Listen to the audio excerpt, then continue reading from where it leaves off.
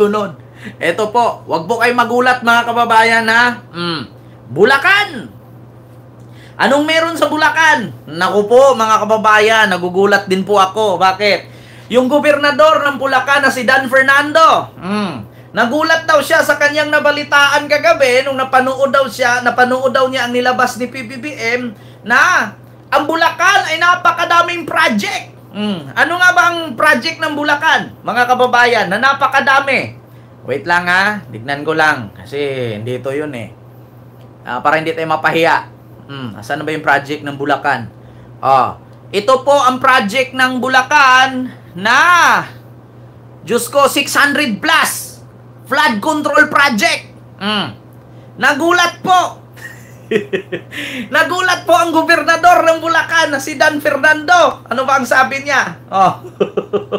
Kahit kayo naman po mga kababayan ay talagang magugulat din po kayo. Bakit? Sino bang hindi magugulat yan na meron pang 600 plus na flood control project? Wala naman daw siyang nalalamang ganon. Ito ang sabi mga kababayan sa News 5 post ni Dan Fernando. Ito po. Sa lokal, sa amin, wala po kaming alam dyan. Di ba? Napatanong si Bulacan. Bakit? Governor Dan Fernando. Sa lokal po sa amin, wala po kaming alam dyan. Na na meron palang 600 plus flood control project. Allocation. Saan po yan nilagay? Nagulat si Governor Dan Fernando. Nagulat umano si Bulacan Governor Dan Fernando sa dami ng allocated flood control project sa lalawigan. Sabi niya na yan sa panayam sa kaniyang programang Morning Matters on One News. Paliwanag na gobernador walang alam ang kanilang lokal na pamahalaan kaugnay sa distribution ng budget para rito. Actually, nasa national yan eh. Kung papaano nila i-distribute yung mga budget dyan, sagot ni Fernando. Biruin ninyo ha. Gobernador, walang alam. Sino nga ba ang may hawak dyan? Nako, nasa national daw. O sino ba yung nasa national dyan? Di yung Senado. Kung naalala ninyo mga kababayan, doon sa budget insertion ni Chis Escudero na 2025 budget na 142.7 billion, merong 12 billion matatanggap ang Bulacan. Saan na ba yung napunta? Sino bang may hawak nun? Naku po! Hindi daw alam! Hindi daw alam ni Governor! Nandun siya kumuwatan eh! Pukin ni na blentian, get ba? Animal pesting yawa kung asa mo na napunta nga. Ang tubig na kabaha-baha palagi. Lang nandyan ako nakatira dati sa may pulo, Valenzuela. Papuntang Bulacan, Ubando, apakalalim ng tubig dyan. Hindi daw alam ni Governor Dan Fernando kung saan napunta yung 600 plus na allocated flood control project na kumukuha ng 12 billion pesos. Hindi daw nila alam. Sabi niya, actually, nasa national yan eh. Kung paano nila dinidistribute yung mga budget, dyan sagot ni Fernando. Matatandaan na itala sa Bulacan ang pinakamaraming bilang ng flood control project na nasa 668 based sa inilabas ni Pangulong Bongbong Marcos noong August 11. Kahapon. Ang Bulacan, kung napanood ninyo, mga kababayan, yung pinakita ko sa inyo kagabi sa live natin, 12 billion po ang natatanggap ng Bulacan.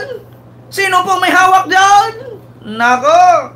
Tapos may pasabi-sabi pa yung isang senador. Oy, wala pong mga senador na sanggot dyan ha, ni isa. Wala po. Sa mga kontraktor, walang senador dyan. Wala nga senador di umano sa kontraktor. Pero sino po ang may hawak po ng pondo ng flood control sa Bulacan? Nasa nasyonal nga. Nako, tulog-tulog sa pansitan kasi. Sleeping sa noodle house. 12 billion daw. Ano ba? Di poga, lentian. Sabi ni Dan Fernando. Actually, nagulat nga din ako. Hala! Ang dami pala, 668. Hala! Siguro ganyan yung reaction ni Dan Fernando, no? Ay, Ma'am Winnie Sagun, maraming salamat sa iyong 7 Canadian dollar super sticker. Thank you so much po. Siguro ganito ang hitsura ni Dan Fernando nung narinig niya kagabi kay PBBM na ang Bulacan ang number 1 sa may pinakamalaming flood control allocated project na 668. Hala!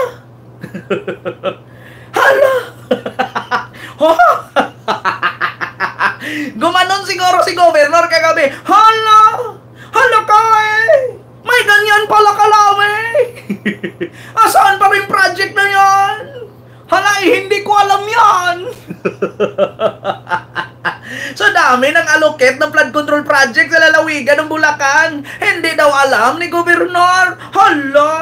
Nothing beats the Jitsu holiday in Bulacan flood control project. The Governor in Bulacan, no way alam. Nothing beats the largest project of flood control budget in Bulacan. But the Governor Dan Fernando, walang alam. Yeah. Oh, di ba? Kita ninyo? Nothing beats the largest amount of flood control project in Bulacan. At the governor in Bulacan, walang alam. Di ba? Dapat ganun yung ginawa eh. Nothing beats the Bulacan budget of flood control. Yeah. Nothing beats the Bulacan flood control project. 12 billion in just 1 year. It's good for 668 flood control project allocated. Governor Dan Fernando, hindi niya alam. Na kanino kaya yan? Darling on my head, nothing beats the 12 billion budget of flood control project in Bulacan. The Bulacan flood control project allocated of 668 flood control project. But the governor in Bulacan, hindi niya alam na kanino ang 12 billion na yan. Biruin nyo Bulacan daw ang pinakamalaki.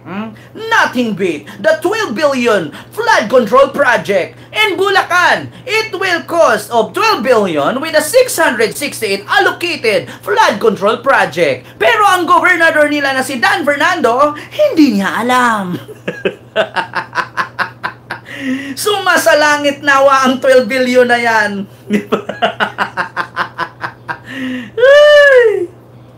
Di ba? Itanong mo sa mga mayors kung wala pa ba, baka naman nasa barangay tanod, sabi ni Rick Fernandez Akayan. Yeah? Nothing beat the largest budget, 12 billion flood control project in Bulacan. It estimated 12 billion pesos with the 668 allocated flood control project. Pero hindi alam ni Governor Dan Fernando. Oh my goodness. Yeah, kita ninyo yan? Mga kababayan, munti ko ng Dan Fernandez. Yung Dan Fernandez pala, ano pala yun? Laguna pala yun. Pareho din kasi artista. O, kala ko yung senador na dapat walang project, sila ang maraming project, pero ang local official na dapat may project, walang alam, only in the Philippines. Sabi ni Rini Rodolfo, maraming salamat po. Ma'am po ba or si Riani? O, Rian? Rinia. O, Rinia pala. O, Rinia. Ayan, mega love shoutout po and salamat sa yung super chat. Nothing beat the largest 12 billion price of flood control project in Bulacan, allocated with 668 flood control project. Pero ang governor, walang alam. Na kanino yan? Nothing beat, darling on my head, nothing beat the 12 billion Bulacan flood control project.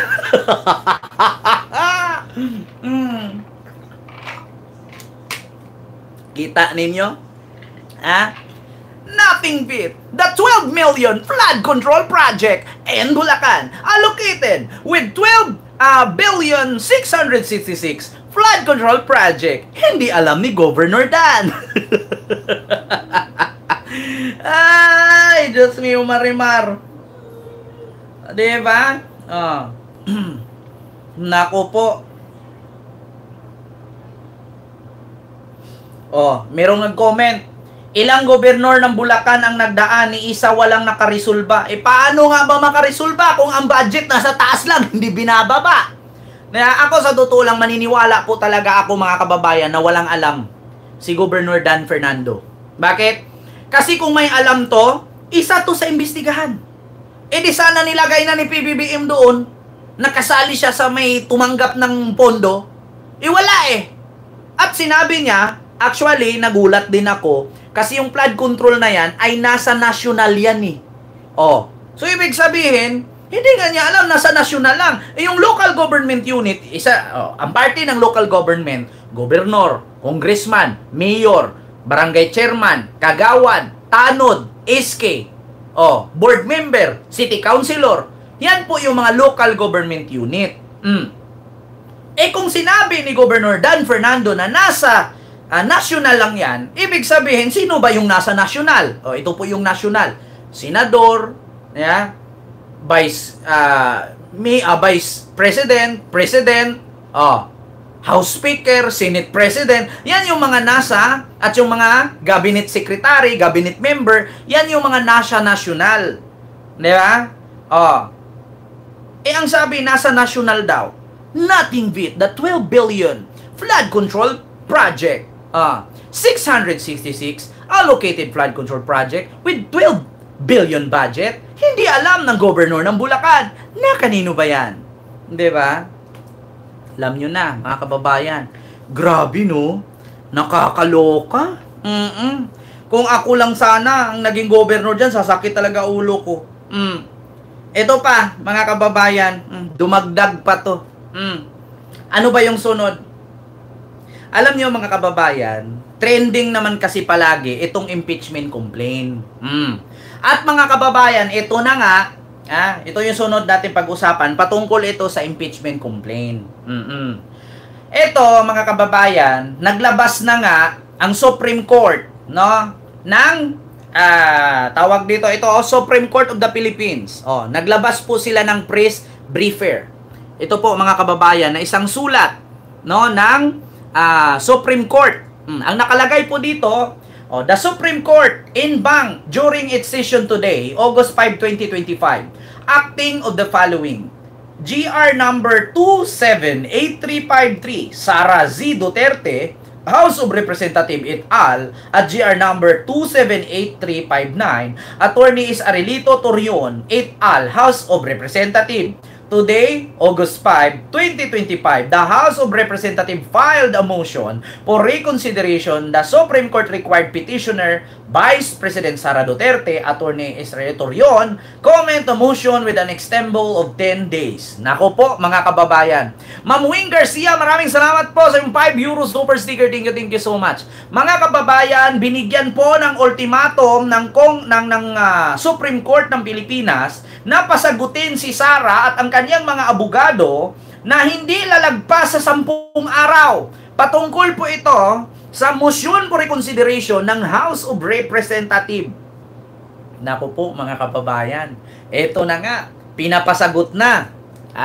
Kaya mga kababayan, iilan sa mga manok ni Sara sa Senado nang gagalaiti at galit na galit.